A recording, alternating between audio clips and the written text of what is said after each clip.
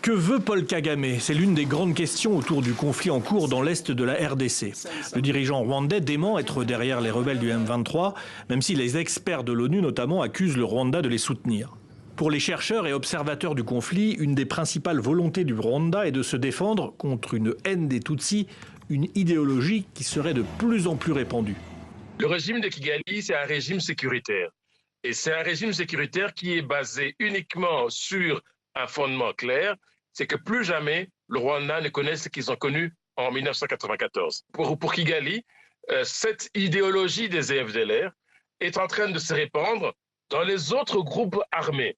Effectivement, quand vous entendez parler effectivement des autres groupes armés, qui sont relayés aussi par les hommes politiques congolais, la stigmatisation des Rwandais, puis quand on dit Rwandais, ça ne veut pas dire les Hutus rwandais, ça veut dire de manière très claire les Tutsis qui sont concernés quand on parle que vous êtes Rwandais. Pour Kigali, le combat serait donc d'abord identitaire. Ce chercheur se place dans l'argumentaire rwandais. Oui, on a été victime en 1994 de l'abandon de la communauté internationale. Il est impossible que nous, Tutsis, qu'on puisse essayer de fermer les yeux par rapport à ce qui se passe dans des pays voisins.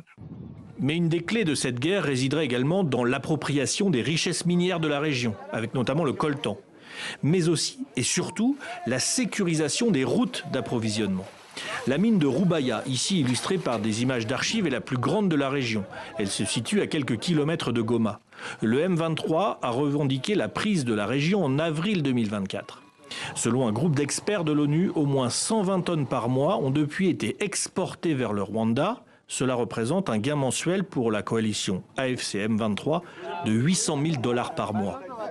Cette masse d'argent permettrait de faire fonctionner une administration et de financer l'armement du M23 et ainsi, vu de Kigali, d'assurer la sécurité.